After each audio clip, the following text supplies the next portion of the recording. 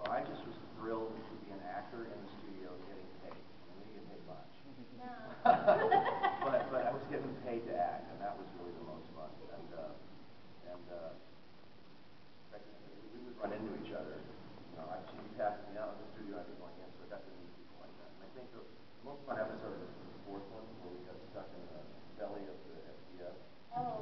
Yeah, and we did a yeah, and it's when he goes and gets the big fish. And we counted, and I said, Rick just popped in. In that episode, he said it 72 times. It seems like a Japanese anime. They're very big on proper nouns. Yeah. I think for me it was, well, I had been doing some other series before, for a little while before Robotech came into Intersound and started Able.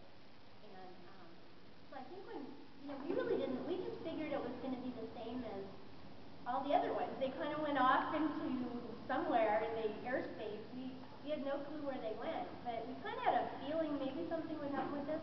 And then when it started taking off and they started sending us to some conventions, one of the first ones, we did the Comic-Con, and they dressed me up in a costume, like to look like Disney, and like they actually designed a dress for me and everything. And then they sent me to New York, and the first two conventions, they sent somebody to impersonate Tony, which was really funny. Which pissed me off because I see a picture in the paper, a clip, with some guy that I don't know and my name underneath it.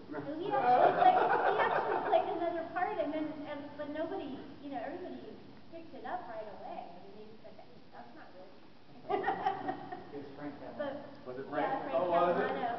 And so the one in New York was fun because they had all these people there, like Malcolm Jamal Warner from The Cosby Show, and he was like a kid, and I remember he sat on my lap, or I sat on his lap, one of the two, and it was great because then I could go out and I spent some time in New York, and they're always like free vacations. And then one time we went to San Francisco, and it was a combination Robotech Star Trek convention, and they had that was fun, and they had George Takei there, who I've since met again at the 40th anniversary up in Seattle, and I was getting like as big of a line of autographs as he was, so I just thought it was just like being in this other dimension. And then I go home and it's just like, okay, it's just me, I'm a mom. Yes, you got the trash. That's pretty funny. That was kind of cool. Originally, Creation Conventions did the Robotech / Star Trek. So when we would go, like the first time I went, I finished it. It was my first convention, and it was really kind of overwhelming. So I expected 20 kids in a panel room, not 500 screaming people. And they kind of escort me out, and I don't know what's going on. They pop me down in an autograph seat. I'm sitting next to James Doohan. Yeah. So I'm trying to be the cool professional actor, signing autographs, being cool, and I'm geeking out because I'm sitting next to It's like this other life. Yeah. I think for me the big fun thing was when all of a sudden they said, hey, we're doing this movie. And it was 20 years later. And they said, do you remember the voice you did on this? And I was like, I have no damn clue what the voice was. I did it too damn long ago. And then when I heard it, like, it was my young voice, and I still had a voice. Well, I'd used it screaming for 20 years.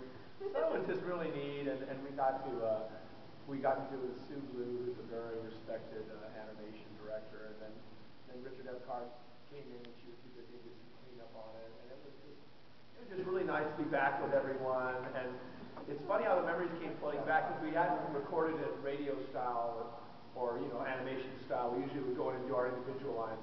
So it's nice to have everyone together in the same room doing it, and it just really made me appreciate the talents of all the other people that were involved in it, because there were